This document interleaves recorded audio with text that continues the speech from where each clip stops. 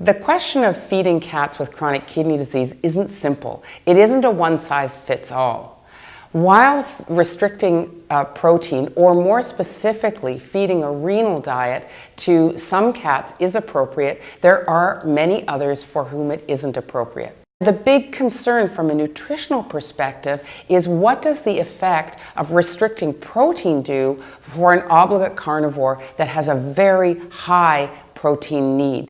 What we do know is that phosphorus is damaging, excess phosphorus, and therefore restricting phosphorus is important. It's difficult to have a diet that is replete in protein, yet phosphorus restricted. My own inclination is therefore, instead of using a renal diet, to use whatever diet the cat does well on from a nutritional point of view, not losing muscle mass and staying in good condition and having a good appetite, but utilizing an intestinal phosphate binder instead.